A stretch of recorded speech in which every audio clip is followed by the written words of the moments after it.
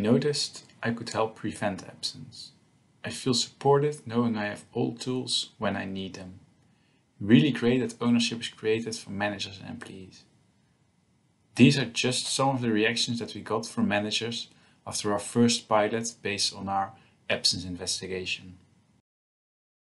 I'm Pieter Weijnen and I work at Rabobank as a people data scientist. For the ones who don't know it, Rabobank is a leading financial institution in the Netherlands. We are a cooperative bank with over 30,000 employees worldwide and a clear focus on food and agriculture. Today I will be telling you about a case that we developed within HR, which revolves around predicting the absence of our employees to enhance our employee well-being. To understand why we started looking into absenteeism in the first place, we have to go back to the beginning of 2020. When in the beginning of 2020 we looked into our absence percentage, we saw that our percentage was above industry average, which is about 2.7%, and actually increasing. This was quite a shock to us, and it was pretty clear that something had to be done. Why is it so important for us to reduce the absence percentage? Well, the first main reason is of course employee well-being. We want our employees to be happy, healthy, and of course able to do their job. And the second one is naturally also a cost component. People who are absent might need a temporary replacement, which of course is an investment. And also for the people who are not temporarily replaced, there's of course a lot of productivity, which is also not desirable. So we set out to reduce our absenteeism. And then of course the question becomes how to do this. And if that would have been easy, then I wouldn't be talking here to you today about this case. And why it's not easy is something that I think pops up a lot within HR, and that revolves around our intuition. Within HR, we still tend to base a lot of our decisions on intuition. And don't get me wrong, I think intuition is a great start. It really helps us to look in the right direction. But what you actually see is that when you combine your intuition and your own knowledge with actual data and with actual data analysis, you get way better results. And why is that the case? Well, sometimes our intuition is simply wrong. And also we tend to forget that we have blind spots, and data analysis can really help us to identify our blind spots and also to have a mandate to act on them. So when talking about absenteeism, what we saw was that there are a lot of different professionals with a lot of different knowledge involved on this, and no clear consensus on how to act and on where to act. So that was the challenge for the people analytics team, for me and for my colleagues.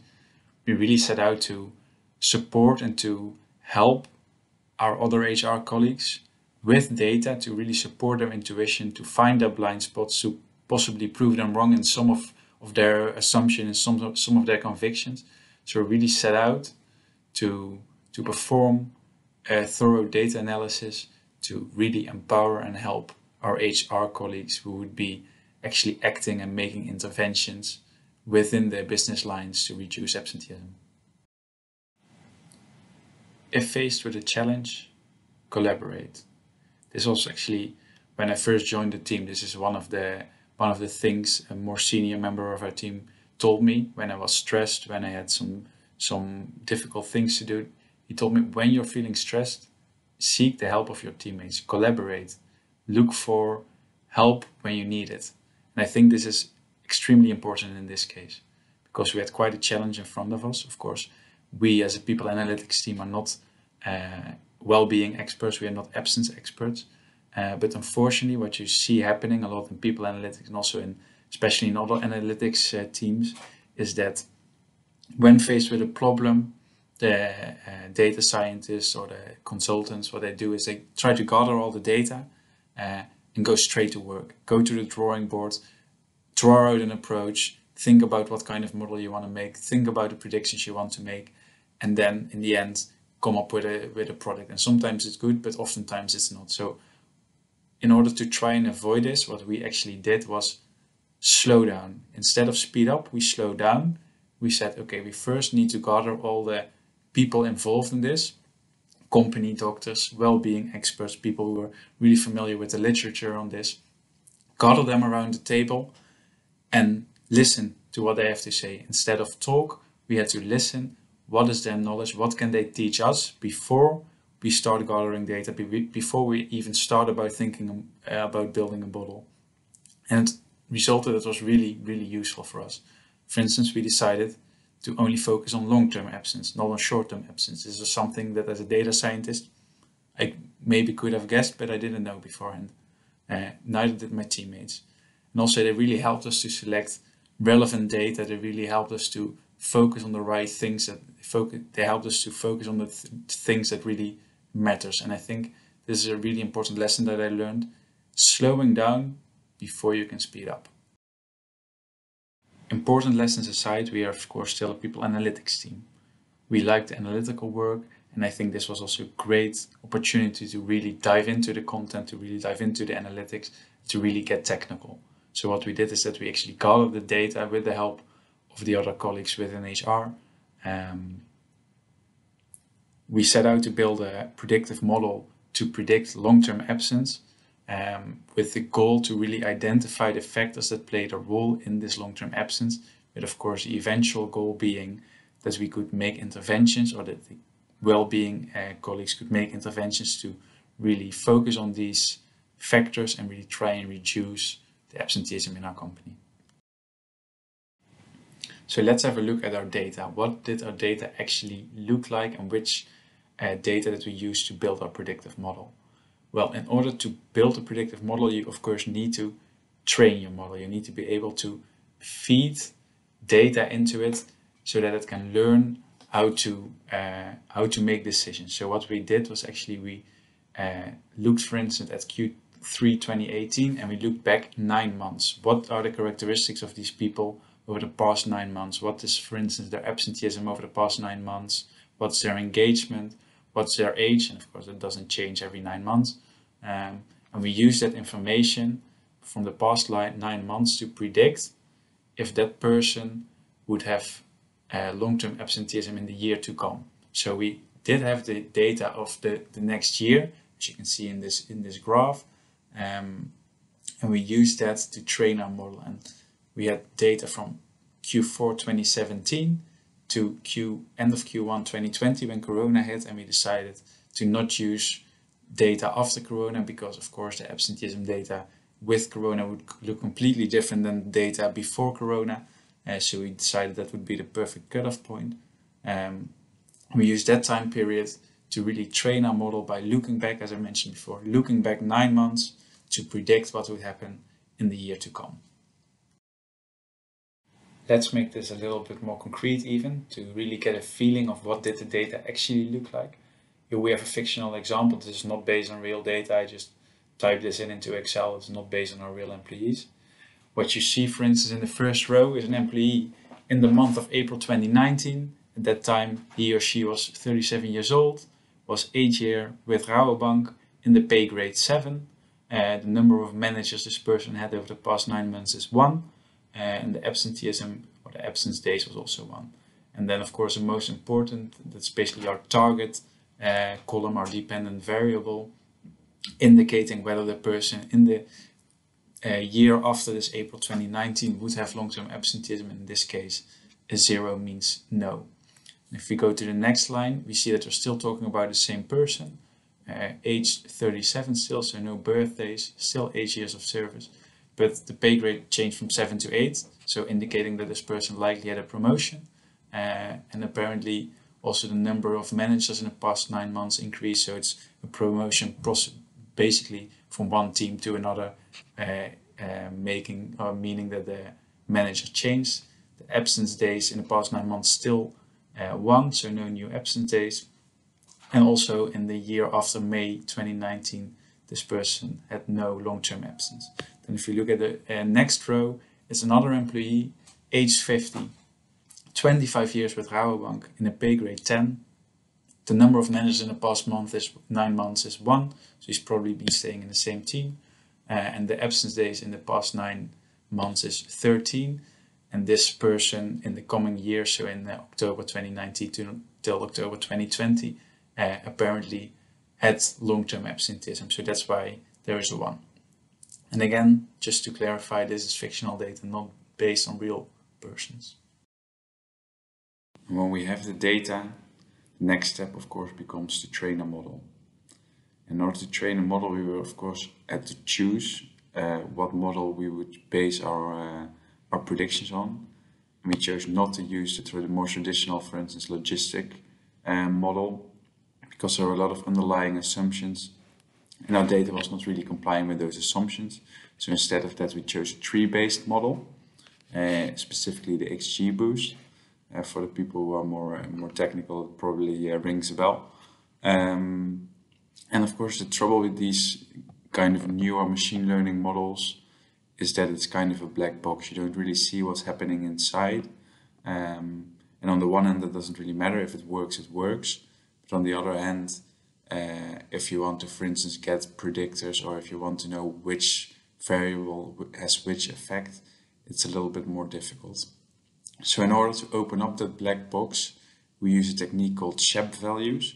And what it basically does is it gives us a peek inside what variables are having which relation with the outcome variable.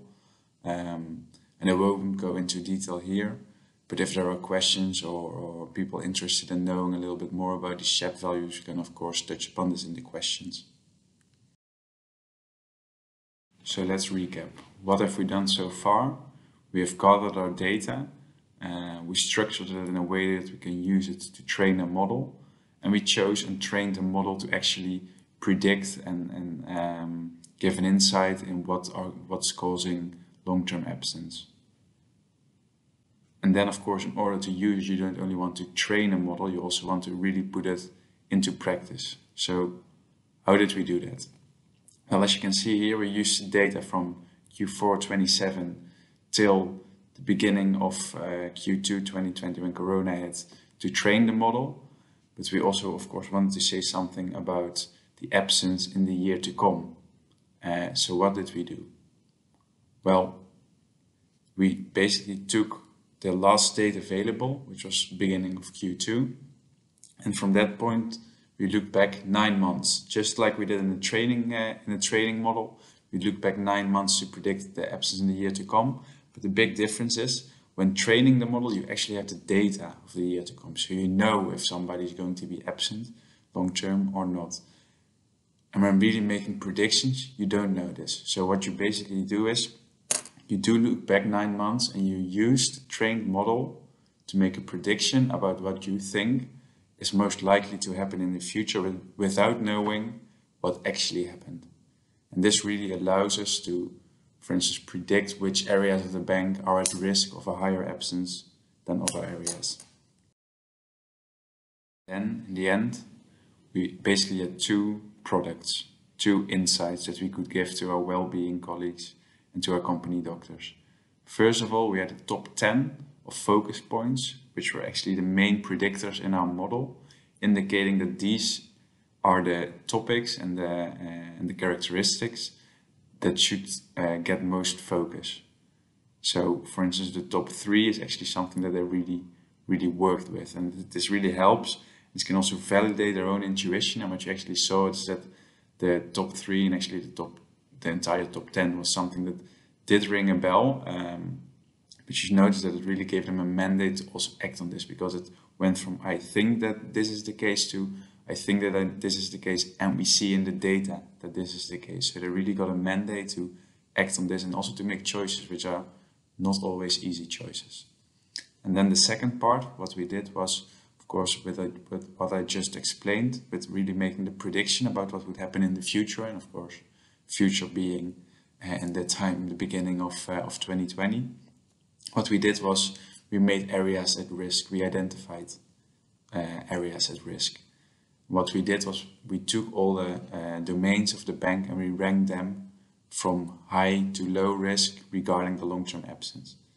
This really gave an insight in which areas of the bank were at the highest risk of having an increasing or having a high absence compared to areas where the absence we would estimate would be relatively low.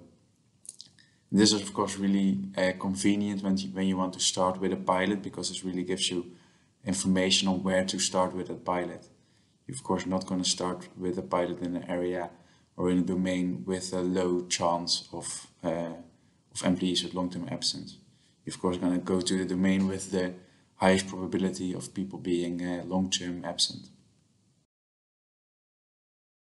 That was what we delivered as a people analytics team on the technical side.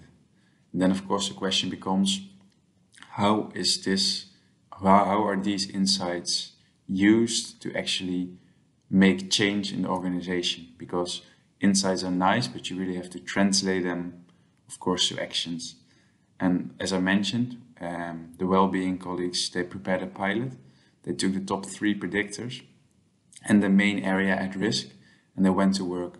And what you see were really positive reactions. And we started actually with those. The reactions of the managers I showed in the beginning of my presentation were actually the reactions of the managers to this pilot. So you see that with the information that we gave them, with this top 3 and with these areas at risk, they were able to really get great results during that pilot.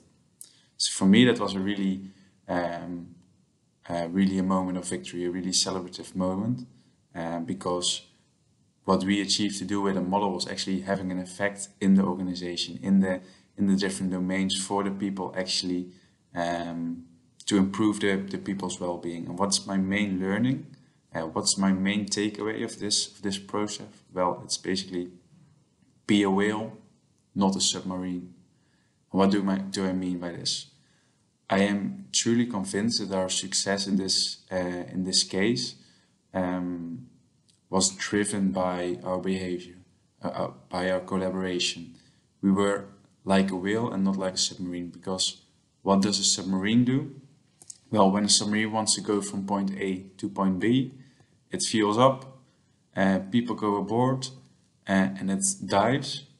It goes from point A, and it's submerged at point A and emerges again in point B without being seen. What does a whale do? Well, a whale, if it goes from point A to point B, it goes below the surface, it pops up to get air, it goes below the surface, it goes up to get air, and that's all the way to point B. And that's, I think, really how we work during this project.